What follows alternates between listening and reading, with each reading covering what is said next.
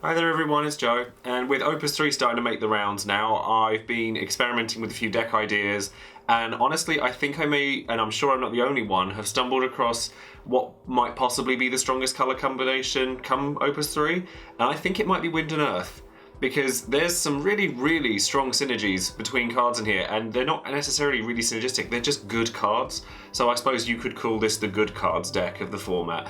And so I kind of wanted to outline kind of my take on it, and I would encourage you guys to go and explore Wind and Earth and kind of experiment with all the different things that you can do. There's loads of techie plays that you can make that maybe I haven't done, and there's loads of good cards I haven't put in here that you might want to. So I definitely encourage you guys to go and experiment. But if you want to, see what my take on Wind Earth is, then stick around and keep watching.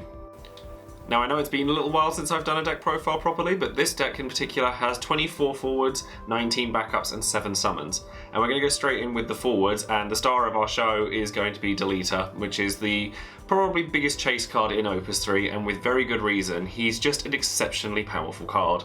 It's very hard to get rid of him, and in Wind Earth, when you have access to power boosters like Enna Crow and Maria, it's very difficult to get rid of this guy. And once he hits the board, you've got to figure out ways that don't target and that can kill him. There's loads of other ways to keep him alive, like Titan and things like that. It's such a pain in the backside to get around him. There's not much to talk about with him, to be honest. He's just very good. And then his partner in crime, as it were, is arguably the strongest card in Opus 2, which was Vincent. And Vincent obviously provides you with another way of not being able to move, because he can't be killed by card effects. And he also provides you with a massive card advantage or board advantage ability in death penalty. And he's just very good again. He's just this is where I'm coming from. This is just good cards deck.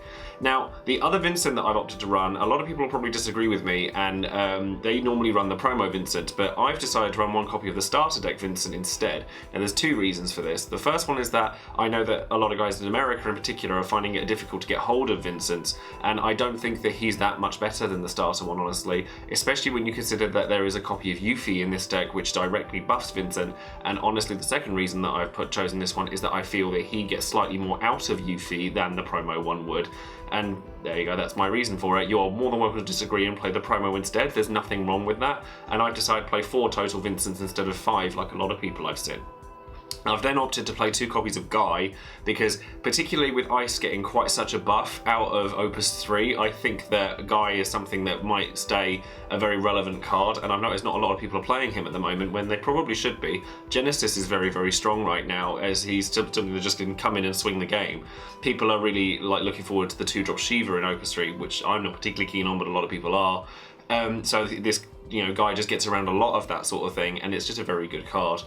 And then we've opted for 2 copies of Cecil. Cecil I don't think is the greatest card in the world at the moment, because he does ward off mini rush, like things like Golbear's Rush and things like that, in a nice way, which is great. But honestly, there aren't that many really good 3-drop forwards in Earth. I mean, you could choose to run the Berserker that's new if you just wanted raw power, but I wanted something that was a little bit more defensive, so I opted for Cecil instead.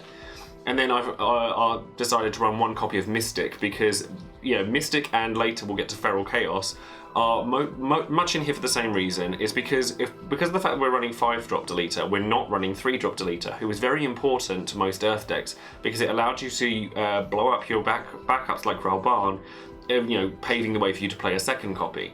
Now, because we're running the 5-drop, we can't run the 3-drop realistically, and so I've decided to run Mystic instead here.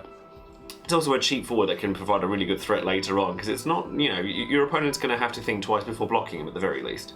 And then the last Earth forward I've gone with is 2 copies of Seraphy, mainly because I always run 2 copies of Seraphy. But in all honesty, if you really wanted to, you could probably drop the Seraphys and the Mystic and go for a different 2 CP unit like the new Scarmiglione or something like that if you wanted something with a bit more raw power. But again, I like the tech plays, I like having access to EX bursts, and Seraphy is also very nicely paired up with Vincent and Seven, as we'll get to in a minute. As S abilities obviously rely on having extra copies of a card in your hand, and if I'm only running 3 copies of one card, like Seven, I like having access to cards that can regenerate those 3 cards repeatedly, like Seraphy. Moving into Wind forwards now, I've as I've said already, I'm playing 3 copies of 7, and now I think 7 is an absolute key card to decks like this, because she's just so controlling. She has an offensive ability, and there is another Type 0 unit in this deck, so she's not the only unit that will benefit from her ability to bypass anything that costs 4 or more, including opposing Deleters and Vincents, because I do think that those two are going to see a heck of a lot of play in the coming months. But she also has the ability to turn off things that you don't like. Like, let's say you're playing in a mirror match and your opponent slaps down a Shantotto and you don't like it, you can go, nope, don't want to deal with it. You'd be absolutely... I mean, I've come up against people playing 7 and she tears my head off sometimes when you're just not expecting it. And I think that 7 is just a phenomenal card, so I've definitely gone for 3 copies of her. And then the other phenomenal wind card in this deck is Dorgan. I cannot stress enough how amazing this card is. It's just strict removal for anything in the game, any forward in the game. You know, Deleter can't even answer Dorgan because the answer he would have had, he kills himself to do his effect anyway. So quite honestly, you're not losing out on much. And if something big and scary comes along, like Minerva, God forbid, as a 7 CP unit, you know, Dorgan just goes, no, don't care, get rid of her. And this is the reason why I don't personally like Minerva very much, because I think that this card is going to see so much play that it almost writes her out of the format entirely. And then I've decided on 2 copies of Trey, which is the other Type 0 unit in this deck, because he's just really, really good. He's a lovely on-curve forward for wind, which is something we don't get very often, and he has some really nice abilities. He can't be targeted by abilities when he's ready, and he can't be targeted by summons when he's dulled. So the timing for that is actually really, really nice, because your opponent can't hit you with things like Time Mace to stop him from attacking you while he's, you know, activated, but then you attack with him, you hit your opponent and they hit a summon EX burst, he can't be targeted by that either. So the timing for the way that his effects work actually is really, really nice. And then lastly, I've not seen many people actually playing this, I've seen a lot of people talk about playing it but not actually put it anywhere, is a single copy of Yuffie. Now, I think that Yuffie is really good as a one-off. I would never run more than 1 copy of her because she's too specific. However, the fact that we're running Jessie in this deck as a searcher, and we're running 4 copies of Vincent, and opting for the starter one instead of the promo one, I think makes Yuffie a lot more kind of malleable, and because we're on her colour anyway, we're not relying on having a Vincent out, we can just discard her if we need to. But having a power boosted by Enecro, Maria and Yuffie Vincent, who now has Brave, and if you've got the starter deck one, it's our first striker, it suddenly becomes a lot scarier. So it's just a massive offensive push. Just be careful of combat tricks so that when you attack with your Vincent, they can kill your Yuffie and then block Vincent with something that would have been equal but is now bigger because the Yuffie's now gone. So just be careful with that. But I do think that played right, Yuffie can do a lot of work. And then lastly, we've gone with the Feral Chaos, which very much like Mystic is there primarily to destroy your own backup so that you have room to play more. However, unlike Mystic, Feral Chaos will absolutely sit on your opponent's face if left alone for too long because he's huge. And not only that, we're playing Maria, we're playing Golem. You can make him even bigger. So it's just like, he kind of felt like a shoo-in. It was either him or Emperor, and you know, there is a lot of wiggle room in this deck, which is why I like it quite so much. So I think that the wiggle room here, you could play Emperor if you wanted to lean more into the control aspect, or if you wanted just big beefy guys that throw themselves at your opponent, then go with Feral Chaos. I picked Feral Chaos because I wanted the backup destruction basically, but you may feel differently. Going into backups now, and we'll start with the Earth ones. We're going with 2 copies of Shantotto, because quite frankly I think every Earth deck should run at least 1 copy of Shantotto. I always like to run 2, because the idea that a Shantotto is going to go over into my damage zone when I don't want it scares me, so I would much rather run 2 than 1. And then I'm running 2 copies of Enecro, because power booster unit is good, and this deck is predominantly Earth more than Wind. So we're obviously we're aiming to get Deleter and Vincent and things like that as strong as possible, so they're practically like unstoppable forces. And then we're going with 2 copies of Monk, because honestly I think it's the best 2 CP unit or 2 CP backup that Earth has. It can remove itself when it's needed, and the thing that it does when it does that is really, really strong. Plus 3k and Brave is lovely. So quite honestly, you can use it as a combat trick if you need to. You don't have to have the Brave. It's just really good. And then I'm going to go with 1 copy of the new Rydia, because I think that it allows you to widen your options when it comes to the summons. So I'm allowed to run sort of like one-off copies of certain cards, like Hekatonchire, which I think fell off quite drastically during Opus 2. But in this deck, you want to be able to, you know, combat, you know, opposing Marias and things like that. But we'll get to that when we get to Hekaton. And then I'm going with a single copy of Jessie, because searching on more Vincent is good, and obviously having the Yuffie in there means that you have a wind target to search for, which means that if you need wind CP instead of Earth, you have a relevant target that you can search for, so that you don't necessarily need to have Yuffie there to play for Vincent. If you don't have a Vincent, search for and discard it for something else that's wind, because it just widens the scope of the things that you can do. And then I've gone with a single copy of Tama, where you could also run Machinist from Opus 2 as well if you wanted to, or I wanted to keep I always like to run 8 2 CPU backups in my lot, and I'm actually breaking my own rule here by only running 7, but I think that Tama as a one-off makes more sense than Machinist, because it allows you to kind of colour fix, and because there's more earth than wind in this deck, you may find that you kind of needed the Tama to play something. Hopefully that's not the case, and I've not found that in testing, but that's my reason for playing Tama.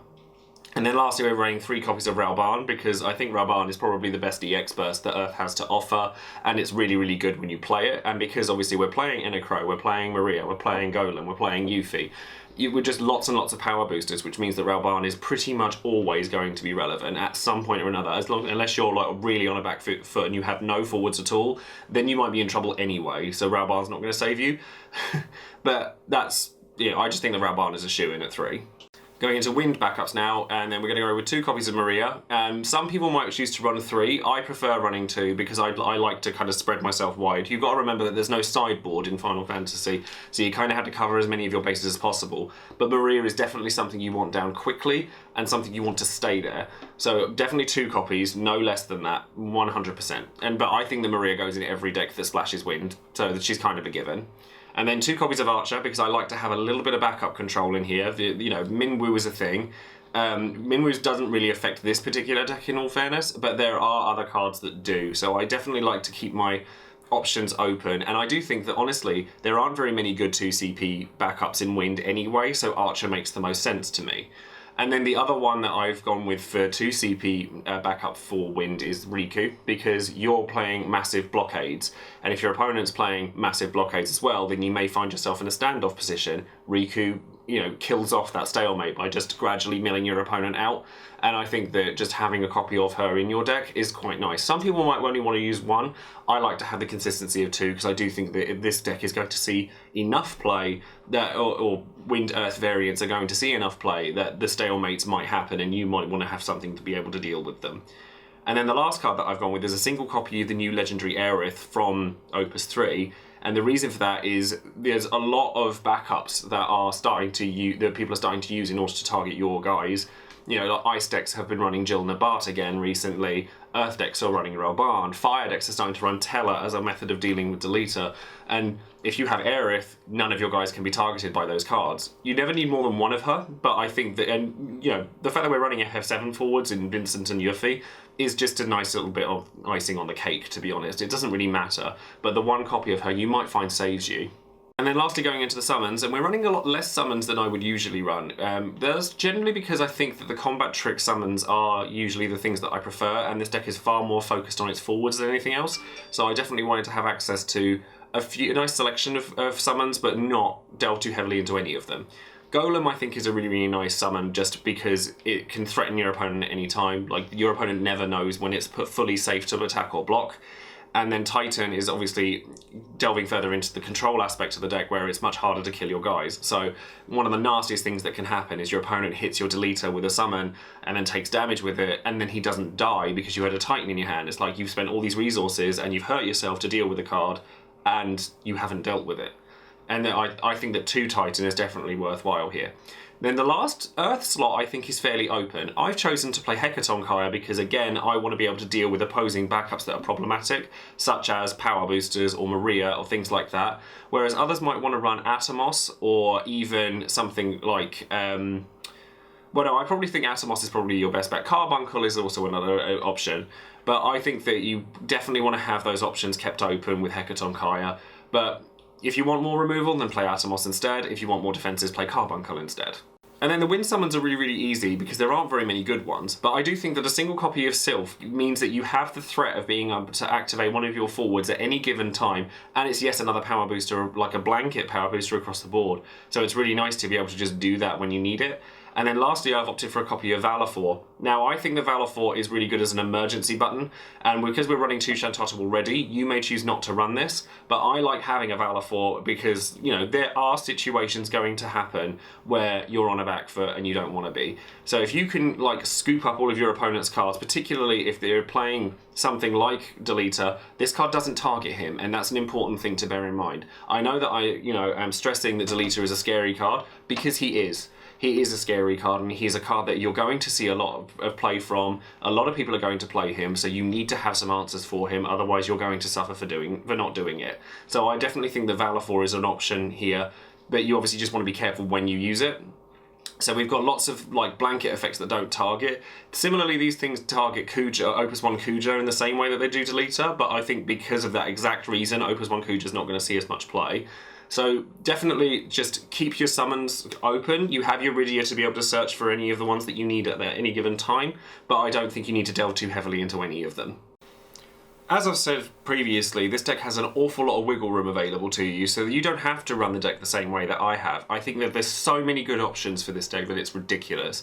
I don't think you need to run 7, even if you want to. You could choose to run the new Zidane, which I've seen run previously, that chooses a card out your opponent's hand and discards it. You could change Guy into a Berserker, or Cecil into Berserker, or you could run the new Scarmiglione, that if you wanted more kind of damage threats, but I found that Scarm gets written off by things like Minwoo, so I chose not to run it. But like I said, the possibilities with this deck are really, really quite vast. So honestly, I would love to see what your take on this deck is, and you can send me a message on Twitter or Facebook and link me to your deck list and stuff, because honestly, I think this deck is just, in some form or another, is going to get played. So I would encourage you guys to go out and do it yourself. Anyways, that's it for this video, and I've got plenty more coming from. I'm actually going to be doing my Starter Deck Evolved series again, starting this week, hopefully with a lot of frequency, and we'll get all 5 of them done pretty quickly, because I want you guys to share those videos out with people who are just starting the game, and so you can build something for somebody else that makes them feel included and stuff like that, because that's what I'm all about. I just want people to feel included and to have fun enjoying these games. But thank you very much for watching, and don't forget to subscribe to the channel if you haven't already, and I'll speak to you guys soon. And thank you again. Bye now.